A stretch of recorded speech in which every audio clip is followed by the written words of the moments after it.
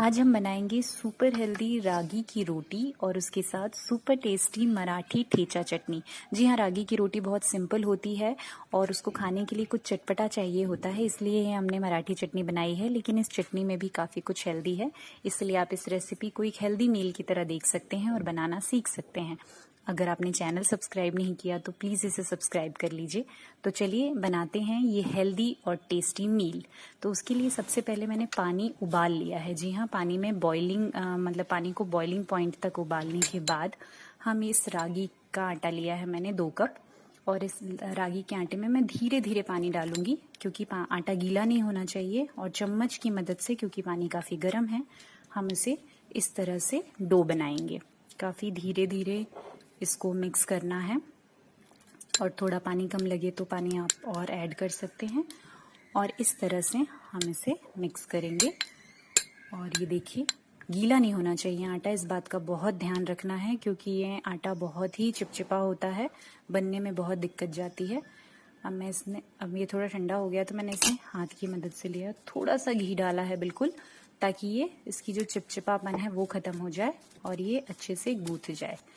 ये गूंथ गया है और इसके बाद में इसे 15 से 20 मिनट या 10 से 15 मिनट छोड़ दूंगी ताकि ये और स्मूथ हो जाए।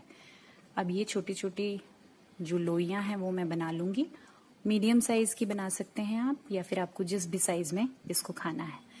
तो इस तरह से थोड़ा सा आटा लगा के मैं इसे बेलूंगी। बहुत हल्के हाथ से बेलना है क्योंकि ये टूट जाती है, तो बहुत धीरे धीरे और हाथ की सहायता से इसे ऐसे बनाना है।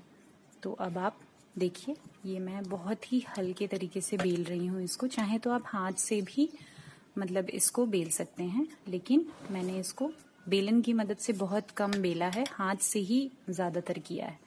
इस तरह से देखिए रोटी सिक रही है और रोटी सिकते सिकते काफी हो गई है। और धीमी आंच में रखिएगा।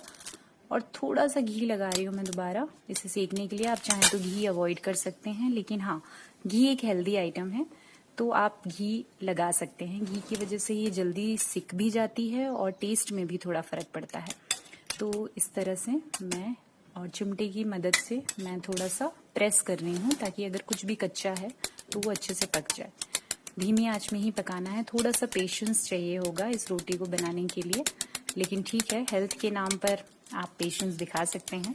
तो हम इस तरह से इसको धीरे धीरे धीरे सेकेंगे और ये हो गई आपकी रोटी तैयार। ये जो रोटी है इसको मैंने बिना घी के सेका है। देखिए, बिना घी के सेकने के लिए थोड़ा और पेशेंस चाहिए, तो आप बिना घी के इस तरह से इसे सेक सकते हैं। अब इसी तवे पर मैं डालूंगी 2 चम्मच मस्टर्ड ऑयल। जी हाँ, उसी रोटी के तवे पे मैंने मस्टर्ड ऑयल डाला और मैं डालूंगी मुट्ठी भर पीनट्स। इस तरह से पीनट्स डाल देंगे और इसके जलने की चिंता करने की जरूरत नहीं है। ये जितना ज्यादा रोस्ट होगा उतना टेस्टी लगेगा। वैसे गैस कम रखना है क्योंकि तवा ऑलरेडी गर्म है। तो इस तरह से मैंने ये इसको रोस्ट कर रही हूँ मैं, धीमी धीमी आंच में रोस्ट हो रहा है। और ये इक्वल अमाउंट में मिर्ची, हरी मिर्च और लहसुन लेना है, जितनी चटनी आपको बनानी है उस हिसाब से। अगर आपको तीखा कम रखना है तो आप पीनट्स की मात्रा बढ़ा सकते हैं, अदरवाइज मैंने तीनों को इक्वल अमाउंट में लिया है। ये देखिए, इस तरह से ये भुन गई है और मतलब तेल के साथ इस तरह से मिक्स हो गई है ये काफ़ी।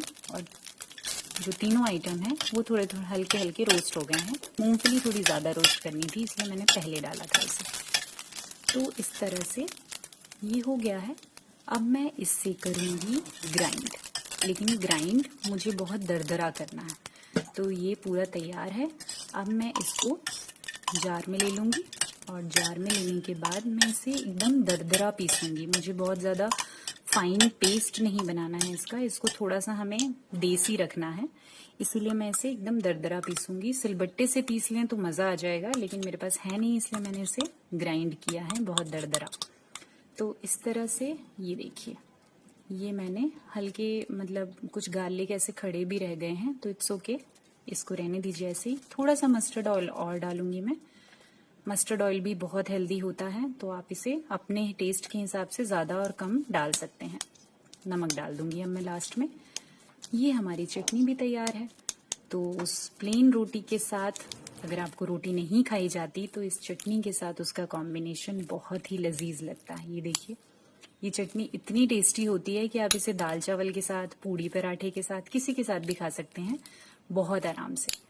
तो इस तरह से ये चटनी हमारी तैयार है। अब हम इसे अपनी रोटी के साथ इस तरह से परोस देंगे। तो ये हमारी रेसिपी पूरी तरह से तैयार है।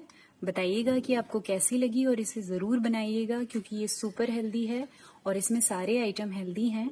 तो आप इसे बिना किसी गिल्ट के खा सकते हैं और शेयर कर सकते हैं। चैनल सब्सक्राइब नहीं किया तो प्लीज़ इसे सब्सक्राइब करिएगा।